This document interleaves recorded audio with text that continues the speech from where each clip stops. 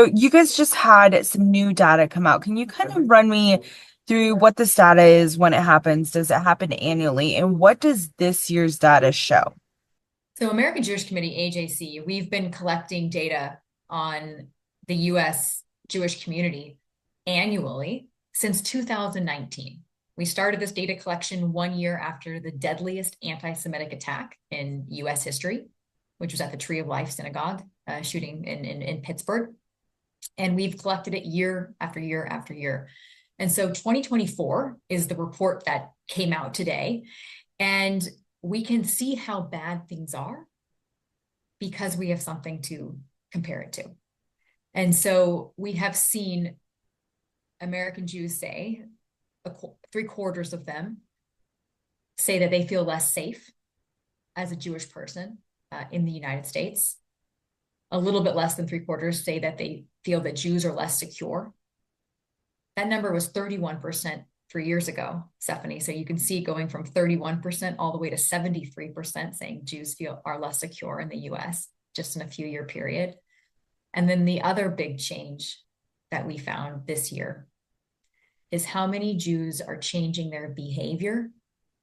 And what I mean by that is avoiding certain places out of fear of anti-Semitism, not wearing something that would identify them as Jewish. Maybe it's a necklace or a kippah if it's a Jewish man. Like they're no longer identifying as Jews, or they're not posting content online that would reveal themselves as Jews or their views on Jewish issues. And we had 56% of American Jews, over half, say that they've done one of these behaviors. 38% did that 2 years ago. So you see this rise, and that was really the hardest finding to swallow, this not being openly Jewish in America right now. Would you say that maybe some of this has something to do with the fighting, the war that is going on in Israel, with Hamas, the Gaza Strip? Yes, and we know that from the data. It does. Now, there's no reasons to justify anti-Semitism, which is very different than criticizing a government, for instance. But for over 80% of the American Jewish community, caring about Israel is important to what being Jewish means to them. We ask them this. Jews are very connected to the land of Israel, either religiously, culturally, and we know historically. So there's that connection. So the pain that was felt by the Jewish community on October 7th in 2023 with the Hamas terrorist attacks, that was the deadliest attack on Jews since the single day attacks on Jews since the Holocaust. And so that pain and then the aftermath of the war and then the blame and the attacks on the community have just kind of exponentially increased since, and especially online and on social media. And that's really where a lot of this vitriol is being seen by Jews and also by the general public. Sorry, I couldn't unmute myself. Now that President Trump has taken office, he has thrown around some ideas about taking over the Gaza Strip. Do you foresee that talk, that rhetoric, kind of maybe playing into some of these statistics, making them worse, making them better? What are you guys foreseeing? We do want to separate the politics in the Middle East and what's happening from the real lived experience of American Jews. And so, of course, we are following what the president is saying. AJC actually published a statement, even distancing ourselves a little bit from the president's statement when it comes to Gaza. And that statement is available on our website, ajc.org. But what's important is how American Jews, again, not representatives of the Israeli government, not actively, in the region, how they can better practice their own Judaism, their own faith, their own identity here. And so we do see when there is a quieting of violence in the Middle East, we do see anti-Semitism go down around the world. That is something that's historically happened. And so we do hope for a resolution to the conflict for the sake of Israelis and for the sake of Palestinians. And also so that this anti-Semitic vitriol will hopefully go down. But one issue, and I do want to point to this, and it's sometimes forgotten, is that the day after the October 7th attacks, on October 8th and October 9th, even before Israel responded, we saw an almost 1,300% increase globally of anti-Semitism. And I'm not saying anti-Israel. I'm saying Jews being hurt, attacked, Jewish synagogues being graffitied, real hatred, vitriol toward Jewish people right afterwards. So you know that the anti-Semitism was already there. And so our hope is that even with the ceasefire, even with the end of this war, which we're hoping will come soon for everybody, we don't know if the anti-Semitism will go away, but we can hope it will.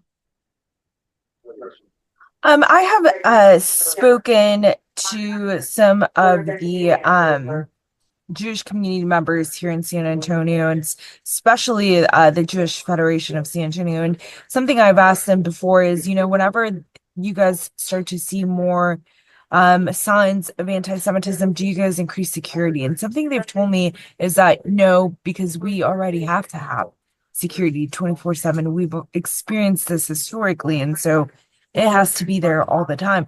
Could you kind of explain to me what that process has been like? And then are there any changes to, security protocols when you guys see more anti-Semitism? This is a fantastic question, Stephanie.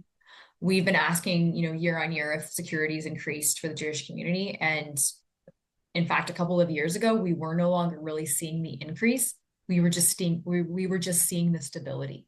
We were just seeing, no, my security is the same as it's been because it had already been increasing even since 2019. We did ask American Jews, though, if their security had increased even more. This is where we're having armed guards in front of synagogues at this point. And since October 7th, 70% of American Jews said security increased even on top of previously existing security since October 7th. So that's a huge number of the Jewish community.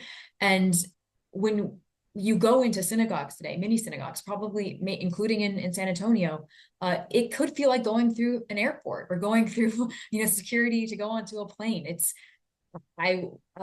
I'm personally not Jewish. I think that allies actually should speak out on behalf of the Jewish community. My Jewish friends have told me that they face so much security just to go to worship.